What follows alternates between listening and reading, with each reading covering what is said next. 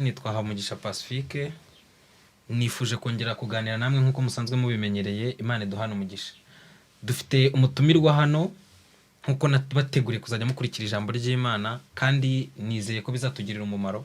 Dufite umukozi w'Imana hano, reka nabe tumwakire. Yesu ashimwe. Ndabashuje mu izina rya Yesu Kristo. Nitwa Jean Paul Musirikare, nkaba ndi umukozi w'Imana, nkaba nanjye nishimiye ubutumire bwanyu muri studio. Imana duhana umugisha. Murakoze cyane, Imana iguha umugisha. Nkuko mubimenyereye, nifuza kuganira namwe ibintu bitwungurira ubugingo kugira ngo Imana izakomeze kubana natwe. Reka twinginge umutumirwa wacu Musirikare adusengere kugira ngo tuze gukomeza iyi gahunda. Ni karibu no gusenga. Murakoze, reka tubanze dusenga Imana. Turagushimiye Mana Data wa twese uri mu ijuru, uri Imana ishobora byose kandi uri Imana mva gusenga.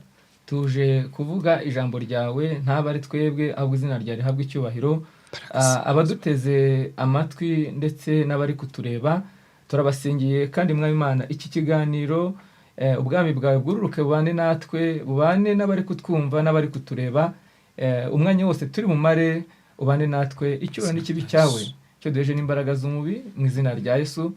Bana natwe icyubahiro kibi cyangwa izina rya Yesu Kristo umwami wacu. Amen. Imana iguha umugisha, nguhaye ikaze. Murakoze cyane. Ni karibu, ni kuri Utwigarurire TV, niko channel yacu yitwa. Ukeneye kudufasha, kudutera inkunga, kutwungura ibitekerezo, naho wadusanga. Rero Imana duhana umugisha. Twari tumaze iminsi turi kuganira ku ijambo ry'Imana, ryari ririmo kudufasha. Numva mfite amatsiko yo gutumira umukozi w'Imana. Umukozi w'Imana ni karibu. Murakoze cyane. Ndifuza ko tuganira ijambo nari nagutumiriye. Sinkubuza kuza kutuganiriza, ariko ndumva nshaka kukubaza kuri bimwe mu bintu nanjye mfite amatsiko nk'umukozi w'Imana, kandi mbyizeye kuri bubinsubize. Rero ndifuza ko mu mwanya uza gufata ndaza kukubaza ku ijambo ry'Imana tuza gusoma. Kuba dukurikiye muraza kumfasha gusobanukirwa. Imana ibahe umugisha. Ni muri Zaburi ya 11:3 haravuga ngo niba imfatiro zishenywe umukiranutsi yakora iki? Imana idahana umugisha. Umukozi w'Imana, niba imfatiro zisenyutse umukiranutsi yakora iki? Ni karibu no kudusobanurira kugira ngo n'abantu badukurikiye abashobora kuba bafite imfatiro zabo zasenyutse, abo byasenyutse kera, abo ari gusenyuka ubu ngubu, tubwire imfatiro z'umukiranutsi zisenyutse yakora iki? Murakoze cyane. Ndabashimiye ubutumire bwanyu ndetse no kugira ngo tuganire ku ijambo ry'Imana. Udusoma ijambo ryiza cyane nanjye nkunda ry'umukozi w'Imana Dawidi yavuze muri Zaburi ya 11:3. Ngira ngo niko rivuga ngo imfatiro zishenywe umukiranutsi yakora iki? Ibisenya umukiranutsi ni byinshi. Imfatiro z'umukiranutsi iyo ugiye kureba usanga ari nyinshi, ariko mu ijambo ryiza cyane rimwe cyangwa se tuza kuganiraho turaza kuvuga ku mukiranutsi. Ubundi iyo tuvuze umukiranutsi twumva umuntu umeze gute? Umukiranutsi twamuvugaho gatoya, ni umuntu urwana intambara yo gukiranuka. Uyu muntu urwana intambara yo gukiranuka ndetse akaba mu itorero runaka cyangwa se mu idini runaka, ishobora kumusanga ahantu henshi hatandukanye. Ariko uyu mukiranutsi turaza kumurebaho, turebe ku bakiranutsi birivuga. Mbere yuko tuvuga ku bandi, umugaragu w'Imana Dawidi ajya kwandika aya magambo yavuze mu gice cya mbere cya Zaburi, yanditse avuga kuri Zaburi ya 11. Yahuye n'ibibazo byinshi bitandukanye, ndetse aza guhura n'umugabo witwaga Sawuli. Uyu mugabo witwaga Sawuli rero aza kumugenza, aramuhiga mu buryo bukomeye, aza kugira inshuti. Izo nshuti rero zaje kumubwira ngo nahongera ahantu ku musozi. Kandi nkwibutse neza ko nta hantu burya hari ubuhungiro uretse muri Kristo honyine. Muri Kristo Yesu niho hari ubuhungiro. Baza kumubwira ngo nahongere ku musozi. Ageze ku musozi nahasanga abanzi. Umusozi yawe ugeraho agasanga abanzi. Aza kubaza umugaragu w'Imana, ndetse yari umuhungu wa Sawuli. Arabaza ngo ariko ubundi ndazira iki imbere ya so? Ndazira iki? Yonatani. Ni umuhungu witwaga Yonatani. Aza kumubaza biherera, amubaza ati ariko ubundi ndazira iki? Jewe ndazira iki? Iyo ubaje so usanga nziza iki? Ariko nta kindi Dawidi yaziraga, nuko yari umukiranutsi w'Imana. Hanyuma rero uyu mukiranutsi w'Imana witwa Dawidi aza gusenywa n'ibintu byinshi bitandukanye, aza no guhungira ahantu hari mu buvumo. Sawuli akomeza kumugenza, ashaka kumutera icumu, ariko uri kujya kuri nagira ngo nkubaze umukiranutsi, ubundi umukiranutsi ninde? Umukiranutsi mpora numva ngo umukiranutsi, ubundi umuntu witwa umukiranutsi aba ari mu ntoki. Umukiranutsi ntabwo apfa kumumenya, ariko afite ibintu bitatu. Umukiranutsi, ikintu cya mbere, ni umuntu wamaze kwizera Yesu Kristo nk'umwami n'umukiza. Uyu muntu wamaze kwizera Yesu Kristo nk'umwami n'umukiza akavuka ubwa kabiri, uyu niwe twita umukiranutsi. Utarabyawe ubwa kabiri ntabwo ari umukiranutsi. Reka aramutse akora ibintu byiza se, atarabyawe ubwa kabiri, ataraciriye Yesu umwami n'umukiza, ariko ari umunyangeso nziza, ntabwo ari umukiranutsi. Reka ubwo yitwa umunyangeso nziza, ariko umunyangeso nziza cyangwa se mu urakoze cyane, mwebwe mudukurikiye namwe muramubyumva. Umunyangeso nziza atandukanye n'umukiranutsi. Imana igumugisha. Umukiranutsi ni umuntu wavutse ubwa kabiri. Komeza. Bibiliya ivuze neza cyane ngo imfatiro zishenywe. Turaza kugera kuri ijambo nyirizina, imfatiro zisenywe, umukiranutsi yakora iki? Uyu muntu wavutse ubwa kabiri, uyu muntu wuzuye umwuka wera, uyu muntu wavutse akamenya Kristo, uyu muntu imfatiro ze zisenywe yakora iki? None se imfatiro ni izihe? Urakoze cyane. Yego. Imfatiro z'umukiranutsi turaza kuzireba ni nyinshi. Ubundi iyo umuntu avutse ubwa kabiri cyangwa amaze gukizwa, yibwira ko rimwe na rimwe yibwira ko acitse isi. Yego. Yibwira ko acitse isi. Ayibwira ko acitse isi kandi akiyirimo. Imfatiro rero zishobora kuba ubuzima abayeho. Yego. Urugero rwa mbere, ashobora kuba afite akazi kagahagarara. Ubwo ni urufatiro.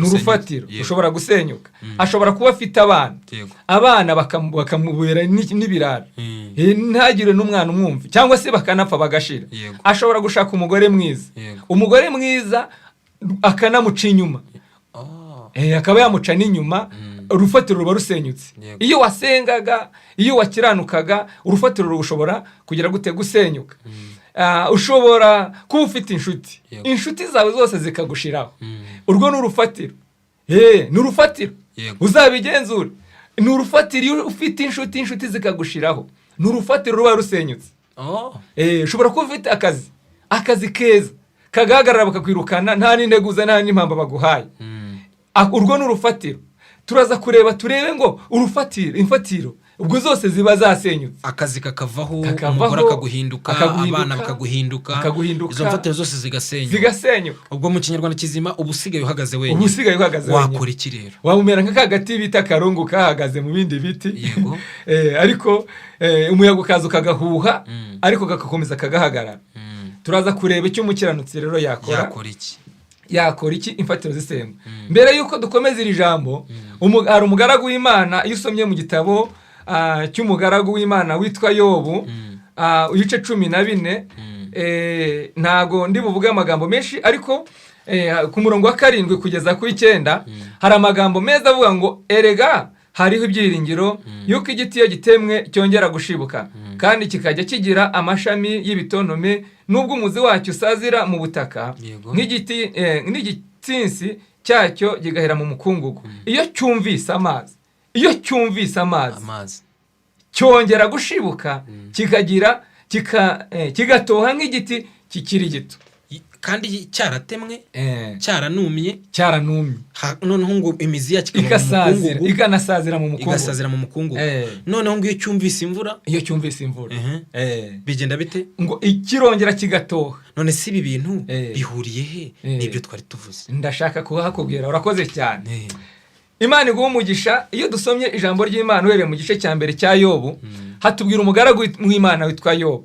Uyu Yobu yari umukiranutsi mu gihugu cyawe. Yego, narabyumvise. Warabyumvishe. Niko Bibiliya ivuga. Warabyumvishe. Uyu mukiranutsi Yobu mu gihugu cyose, Imana yaramushimaga n'abantu baramushimaga. Ariko uyu Yobu, iyi mfatiro ziza gusenywa. Wibuke ntago turi buvuge inkuru ze cyane, ariko hari aho yageze Satani ngo ari kuzerera mu isi, azamutse agiye mu ijuru. Imana imubaza amagambo agera muri 3, iramubaza ngo mbese wiriwe ko wari wabuze? Uri kwihuta. Satani ari kuzenguruka mu isi agiye mu ijuru. Ari kuzerera mu isi. Yego. Yazerereye mu isi, igihe kiragera ajya mu ijuru. Satani asubira mu ijuru nyine aho yabaga. Satani aba mu ijuru se? Icyo gihe niho yabaga ataracibwa.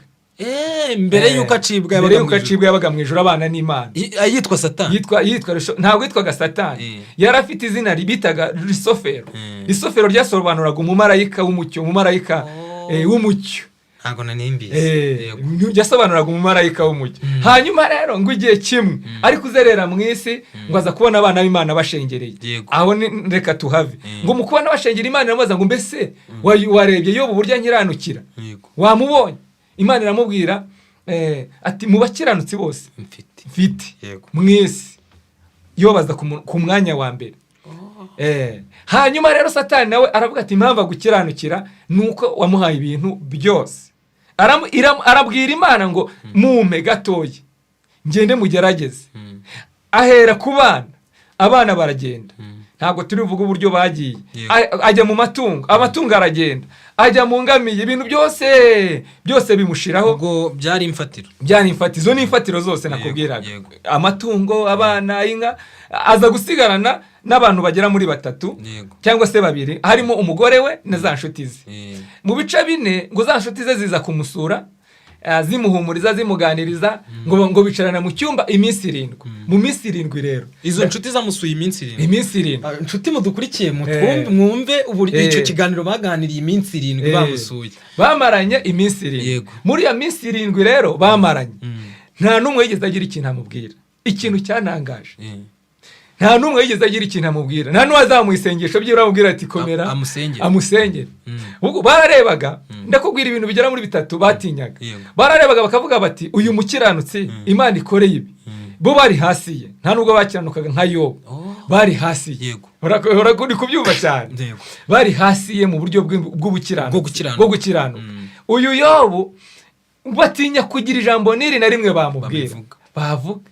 Habe n'uwamusengeye. Baravuga ati nituramuka dusenze Imana iratubonamo amafuti kandi Yobu ari umukiranutsi. Imana irugira tubonamo amafuti nangize mugire nkuko natwe itugire nkuko nawe yamugize. Bahita bavuga bati rero reka twicecekere.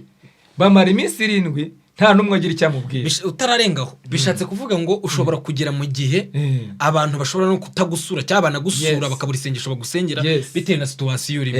Birashoboka kuko imfatiro ziba zasenywe. Hari gihe babura n'isengesho basenga cyane rwose. Bakabura n'isengesho na rimwe bagusengera. Bakavuga ati niba Imana bikoreye umugaragu w'Imana twabona uko ukiranuka twizeraga twubahaga twebwe nituramuka twibeshye tukagira n'isengesho tumusengera birashoboka yuko Imana yaduhitana. Batangira rero sasa guca imanza. Batangira kumucira imanza. Uzabireba neza nshuti mudukurikiye. Ndashaka kubabwirira ijambo rivuga ngo hari igihe uba muri situation abantu bose bakakureba hakabura n'umwe ugusengera. Hanyuma mukubura n'umwe agusengera no kugusura nawe urabyumva ntibiba bigishobotse. Ugerageje kuza kugusura ntago abaje kugusura kubera impuhwe. Abaje kukureba gusa rero ko wapfuye arebe ko warangiye. Abarebe ko warangiye. Ariko zisengwe turaza kugera ku ijambo. Imfatiro ziramutse zisengwe umukiranutsi ikintu yakora. Izi nshuti zose zimushiraho. Zitangira kumubwira amagambo amukomeretsa umutima. Zitangira kumubwira amagambo amubabaza kugira ngo asenyuke noneho neza. Kandi uwumve n'uburyo bikomeye kuba ari inshuti. Na Bibiliya ivuga ko zari inshuti. No kuvuga ngo zari inshuti. Rero ndasaba abantu badukurikiye inshuti niguhemukira ntuzagire ngo niyo. Ishobora kuba ari Imana yakoreye muri yo. Cyangwa ibihu urimo bikayitera gukora iko ikwiyeretse wenda itari nakwanze. Siko ubwo bimeze. Ukiraho ngaho. Ubundi umukiranutsi w'Imana baba bafitanye amabanga n'Imana abantu batazi. Niyo mpamvu Imana ishobora kubigiramo uruhare n'inshuti zikagushiraho. Zikaza zizeje no kukuneka kugira ngo nukugusura bisanzwe kujije kure ko warangiye. Nagira ngo nkubwire ijambo rikomeye cyane. Umukiranutsi abafitanye ubumwe n'Imana abantu batazi. Nukuvuga ngo abantu mutuze abantu bari barafashe ijambo kubakiranutsi. Muri make nta muntu ugira ububasha kumukiranutsi. Umukiranutsi abafitanye ubumwe n'Imana. Yobu Imana yamugarutse. Nibyo. Nuko nazi kuririmba bankuririmba indirimbo y'umukozi w'Imana twa Geraldine yaririmbye aravuga ngo umukiranutsi byashoboka ko wamurusha amashuri. Birashoboka ko atize. Birashoboka ko wamurusha abana. Birashoboka ko wamurusha ubutunzi. Birashoboka ko wamurusha rwose guhirwa. haleluya akaba akiranuka ariko akaba akiranuka Oh. uzi ijambo ry'Imana rimwita umukiranutsi bene nk'ubu icya mbere ngo aba yarababariwe ibicumuro bye Yo. rya jambo twatangiriyeho rivuga ngo uyu mukiranutsi ni umuntu wizeye wavutse ubwa kabiri Aba aba yarababariwe ibicumuro bye n'ibyaha bye. Imana ishimwe Eh. Imana ishimwe aba yarababariwe Ndafashije. uyu muntu rero ujye umwitondera nubwo ashobora kuba atarize nubwo ashobora kuba ari umushomeri Yego. ariko afite ibanga hari undi muririmbyi waririmbye aravuga ngo hari ibanga twebwe abizera dufite hari ibanga twe dufite icya mbere hari undi muririmbyi wafashije Mana ndafashijwe nawe wahariye hakurya mu majyepfo yaririmbye ngo abana b'Imana tubikira ibanga ngo hari uruhisho twahishiwe mu ijuru urwo ruhisho rero ntabwo ni urw'abakiranutsi rero kujya mu ijuru kandi mu ijuru ndumva nabyo abadukurikiye icyo kiganiro cy'abantu bazajya mu ijuru tuzakiganira kuko ntabwo ndabyumva iryo juru sindamenya ntabwo iryo juru sindabimenya reka icyo tukireke tuzakora ikiganiro ahubwo turebe twamaze kureba imfatiro ko zasenyutse tugiye kureba umukiranutsi yakora iki urakoze cyane yenda tugarutse ku mugaragu w'Imana witwa Yobu twasomye hariya mu bice 14 ku murongo wa 7 ku ijambo rimwe yavuze ngo erega haracyariho ibyiringiro iyo igiti gitemwe cyongera gushibuka kandi kikagira amashami y'ibitontome ahangaha uyu mugaragu w'Imana witwa Yobu mwibutse neza nubwo yari amaze gusenyuka yageze ku rwego n'umugore we yishakiye amubwira ngo wakwihakanya Imana ukipfira yamubwiye ijambo rikomeye cyane aramubwira ngo yewe madamu umbere nk'umwe mu bagore b'abapfapfa njya hanze ahangaha mbese Imana yaduha mu kuboko kwayo haturukamo ibyiza ibibi byaza tukabyanga buretse abadukurikiye ako kantu amaze kukumva mu kuboko kw'Imana ngo ntihavamo ibyiza n'ibibi bijya bivamo nzi ko cy'abantu benshi iyo ibibi bibabayeho babyitirira Satani mutukurikire mwumve mu Mana hashobora kuvamo ibyiza hakavamo n'ibibi niko yabwiye umudamu mudukurikire bivuze ngo ku mukiranutsi w'Imana byanze bikunze Imana ijya yemera ko havamo ibyiza ikamuha n'ibibi bijya bimubaho bikanamugeraho kugira ngo impamvu bimugeraho ibyo byiza n'ibibi abagira ngo atirara ngo abone ko gukiranuka ari ukubona ibyiza gusa ahubwo gukiranuka nuko ugomba kugera no mu bibi mu bihe bikomeye hariho bamwe twavuze inshuti zigushiraho bya bindi byose zamfatira nakubwiye zimushira kugira ngo amenye ko ari Imana yabikoze mu bice byaho ndumva ari 4 haro yavuze ngo navuye mu nda ya mama nambaye ubusa nzasubira mu nda y'isi ntacyo nambaye byose byavuye mu kuboko kw'Imana bivuze ngo byose byavuye mu kuboko kw'Imana ari ukujya mu nda y'isi ni ukuboko kw'Imana no kuva mu nda y'ababyeyi ni ukuboko kw'Imana byose niyo tubikesha bivuze ngo rero ukuboko kw'Imana ku mukiranutsi ntabwo kujya kumuvaho ukuboko kw'Imana ku mukiranutsi niyo yananirwa niyo intege ntabwo kujya kumuvaho n'ijisho ryayo kandi ntabwo rijya rimuvaho ubwo rero n'abandi bareba umuntu bakavuga ngo yaraguye ubwo bamubeshyera impamvu bamubeshyera niyi ndashaka kuyikubwira ntabwo bazi ibanga mufitanye nayo bashobora kubona waguye wakoze n'ibyaha ariko nagira ngo mbwire n'abadukurikiye mw'abantu mwe nagira ngo mujye mwitonda ku mukiranutsi w'Imana ushobora kubona yaguye rwose yanarambaraye ariko ntabwo uzi ibanga afitanye n'Imana ibanga afitanye n'Imana niriye Satani amenya ahantu yakoreye ibyaha ariko ntamenya aho yihaniye naho ngaho nagira ngo ubwire ntabwo amenya aho yihaniye niyo mpamvu rero igihe kigera za mfatiro z'umukiranutsi zamaze gusenyuka ntumenyere umukiranutsi wowe ntabwo wamurebesha umubiri ngo amaso y'umubiri ubashe kumumenya umukiranutsi nuko ujya kubona ukabona nanone yongeye yazutse mu kuzuka mu buryo bw'umwuka ukabona yongeye yazutse arimo arasenga ugira ngo gusenga byararangiye batandukanye impano batandukanye n'agakiza ko umukiranutsi afite kuko impano yo ushobora no kuyigira uri hanze waraguye ukora ibibi ariko uyu muntu ukongera kumubona muri bya bindi byiza byaze bikunze uyu muntu hari ukuntu bamwitaga umukiranutsi ari mu nzu y'Imana anagenda bakavuga ati uyu muntu ni umukiranutsi pe ntabwo twatanga ingero nyinshi ariko iyo ngiye kugaruka muri bya bindi bongera kumugirira cya cyizere yagirirwaga n'abantu yongera kukigirirwa Imana yo baba bafitanye ibanga kuko n'ubundi ishobora kuba imufitiye icyizere wowe utazi abantu bakagukora icyizere ariko Imana ikimufitiye icyizere. Abadukurikiye babyumvise, umukiranutsi ntapfa, ntagapfa, kandi niyo ahuye n'amajya n'intambara n'ibibazo bikomeye Imana iramurwanirira kandi ikicira inzira kugira ngo izamuhe ubugingo. Numva ariko bimeze. None turi kureba ibyagushije umukiranutsi, abana bagiye kubyara byanze, inzu irasenyutse, amatungo agushizeho. Umukiranutsi wakora iki? Tugiye twegera ku musozo dusaba abadukurikira kugira ngo baze kumva n'icyo nshaka, n'icyo ndagira ngo urase ku ntego, utubwire ibyo byose twumvise byabaye ku mukiranutsi.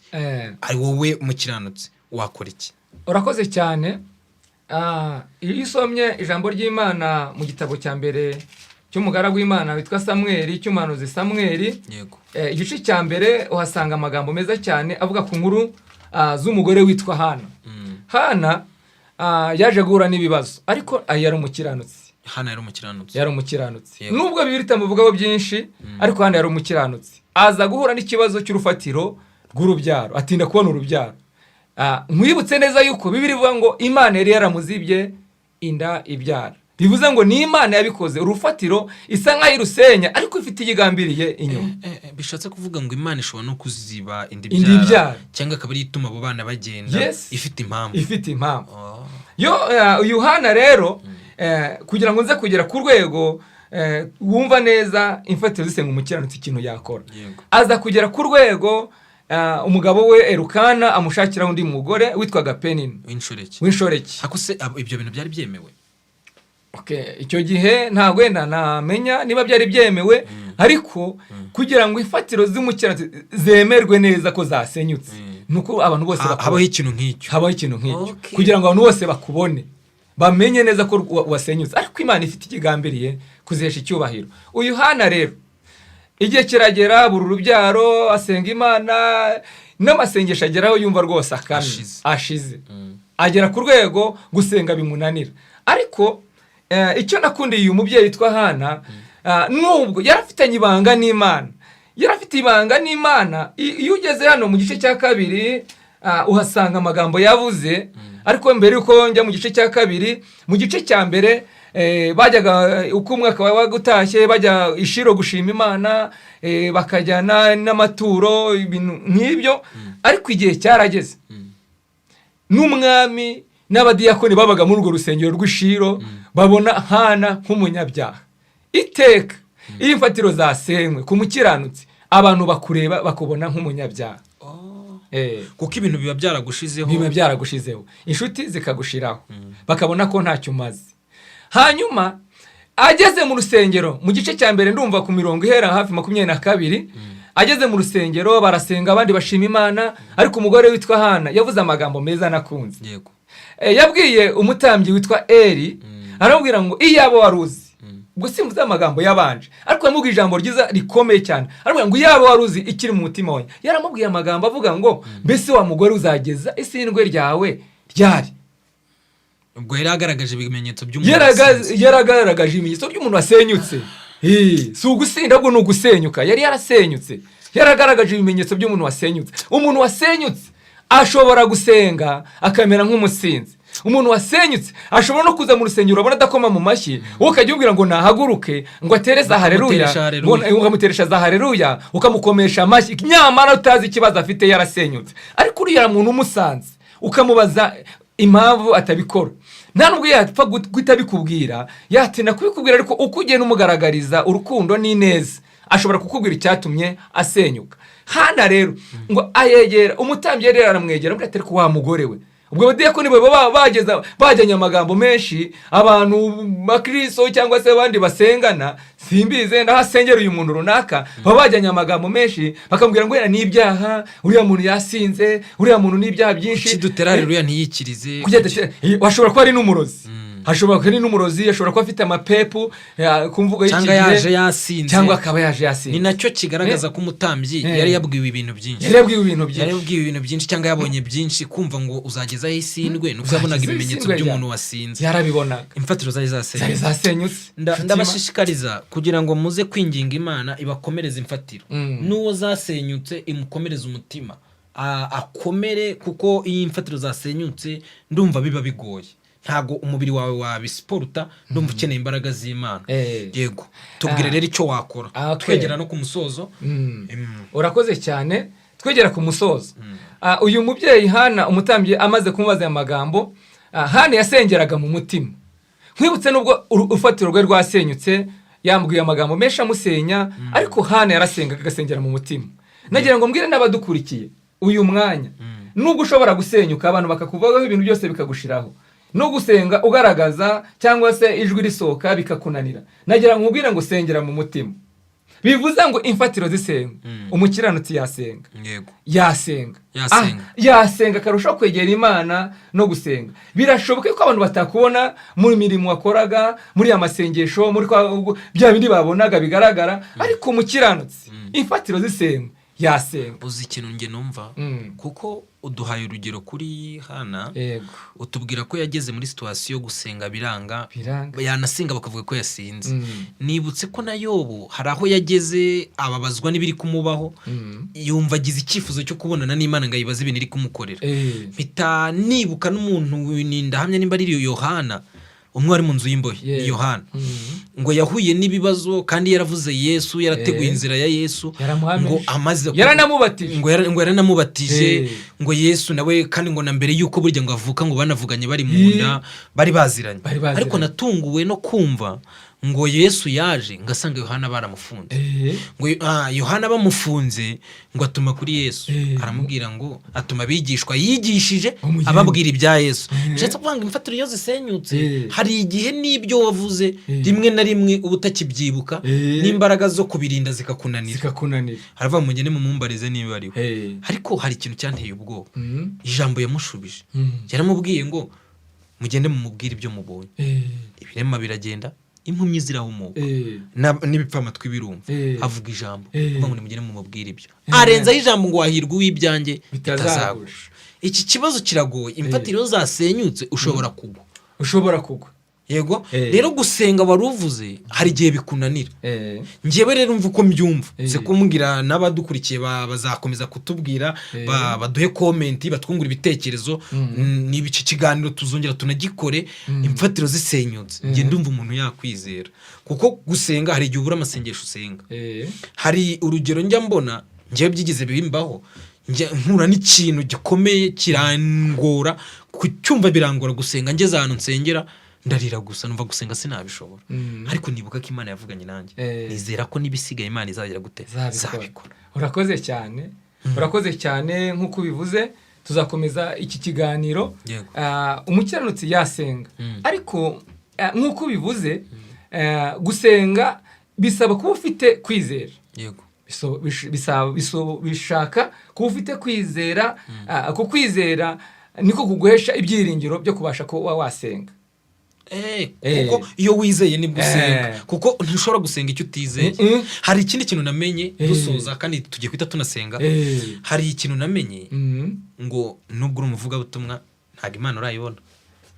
Ntabwo Imana ndayibona, nahiba ntabwo urahagera. Ariko hari akantu namenye nza kwifuriza n'abana bantu, ngo burya isengesho iriza Imana, rivugana n'Imana. Umuririmbyi wa 62 ku gitero cya 3 yararirimbye aravuga ngo mu gihe cyo gusenga amasengesho yacu agera kure, agatambuka n'inyenyeri. Hari aho yavuze ngo niba dukurikiye inzira y'amasengesho umutima uzatuza, kuko amasengesho aba yazamutse akagera ku Mana. Mbifurije gusenga, no kubanza kwizera ukabona gusenga, kuko iyo usenze utizeye nta nubwo ushobora kuzabona ibyo wasengeye. Imana ibahe umugisha, mukozi w'Imana, Imana ibahe umugisha. Rero mwari mudukurikiye, murumva ko igisabwa imfatiro zasenyutse, bya bindi wari wizeye bivuyeho, ukeneye kwizera ugasenga. Nubwo amasengesho utabona uburyo usenga usakuza, ariko iyo wizeye isengesho ushobora ubona n'uburyo bwo gusenga. Ndabikwifurije mu izina rya Yesu. Urakoze cyane. Ese wowe udukurikiye waba warizeye Imana?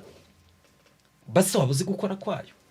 Turakwinginga nimba wumvise iki kiganiro ukeneye kwegera Imana kugira ngo uyizere, n'imfatiro zawe niziramuka zisenyutse uzabona aho uhera uvuga, kuko hari igihe ibintu bikubaho ukabura uruvugiro. Iyo ibintu muri ruguteye ugatwika inzu yawe, ugatwika ibicuruzwa byawe, nta silence ufite, burya urahomba. urahomba. ariko iyo ufite ubwishingizi uragenda ukadekarara bakakurikirana ibyahiye bakanakwishyura. rero ibyo ufite byose bishobora gushya bikarangira, ariko ufite Kristo Haleluya. ajya kugarurira ibintu byari byarashize. Amen. rero ndabinginga kubw'imbabazi z'Imana ngo mwongere mwakire Yesu nk'umwami n'umukiza kugira ngo namwe azabarwanirire. Imana iguhe umugisha. ndumva wasengera iri jambo, usengera na bene data baryumvise mu izina rya Yesu. Murakoze cyane, tujye gusenga Imana. Mukomeze mudukurikirane kuri channel yacu Utwigarurire TV, mwumva ibiganiro byacu, harimo ijambo ry'Imana ryubaka ubugingo. Niyo mpamvu rero tugiye gusenga Imana. Wowe udukurikiye ushobora kuba warasenyutse, waraguye amagambo menshi n'abantu bakaba baragusenye, ariko Imana ikwigarurire. ushobora kuba warasenyutse ukumva umutima waragiye, ukumva nta n'imbabazi wagirira abantu, ariko ngera ubagirire imbabazi. Haracyari ibyiringiro nk'uko ijambo ry'Imana ryatubwiye. Tugiye gusenga Imana. Mana Data wa twese uri mu ijuru, ubereye mwiza bagutegereje, uri Imana ikomeye kandi uri Imana igira neza. Twebwe nk'abantu twavuga gusa, ariko udushyigikiye. Aleluya. Udushyigikiye iri jambo tumaze kuvuga, rikagira imbibe mu mitima y'abantu, rikaguka ukagarura imitima y'abantu yasenyutse. Haleluya. Jambo rya riratubwiye ngo mbese imfatiro zisenywe umukiranutsi yakora iki? Nta kindi yakora uretse kwizera agasenga Imana. Niyo mpamvu natwe tubifuriza bene data mututeze amatwi, ababa mu gihugu cyacu cy'u Rwanda, baba mu bihugu by'abaturanyi, baba i Burayi, muri Aziya, muri Afurika, hirya no hino ku isi yose, ushobora kuba warasenyutse, wasengwe n'ibintu bitandukanye, ariko icyo turakwifuriza kugira ngo Imana yongere ikubake. Haleluya. Imana yongere ikubake. Nimara kukubakiza uzaba wubakitse by'ukuri. Ongera ugire kwizera, ongera ugire ibyiringiro, nurangiza usenge. Ntago ushobora kuzagenda gutyo gusa. Ongera wegere Imana cyane. Mana rero nsengeye bene data basenyutse mu buryo butandukanye, wongera ubagire neza, ugarure imitima yabo, numara kubaka n'abazabubakitse. Abarafite amarira menshi, ijambo ry'Imana riratubwira neza cyane ngo hari kurira kwarira umuntu nijoro, ariko bwacya mu gitondo impundu zikavuga. Zongere zivuge. Nubwo imfatiro zasenywe, reka impundu zongere zivuge. Nubwo Mwami Imana uyu muntu nta rubyara afite, akabaziye kirekire atabyara, ariko turamwifuriza kugira ngo urufatiro rwasenyutse rwongere rwubakwe, yongera agira ibyiringiro. Bashobora kuba barakurenganije, birashoboka yuko waba ubabaye cyane, birashoboka ko baguguje, birashoboka yuko ubabaye uri mu bitaro urwaye, nta kivurira, nta shinge, nta muntu ukwitayeho, ariko turagusengeye. Izina ryawe rihabwa icyubahiro Mana. Iri jambo ryawe rero ngwino urikomereze mu mitima y'abantu, natwe abarivuze nk'abagaragu bawe, utwigarurire imitima yacu kugira ngo natwe mwe Imana ibyadushenye mwe Imana tubashe kubakika. Urakoze kutwigaruriye no kugira ngo mwe Imana utubashije kuvuga ijambo ryawe. Icyo ni kibi cyawe, ni mu izina rya Yesu tusabye twizeye. Amen. Imana ibahe umugisha mu izina rya Yesu. Murakoze cyane.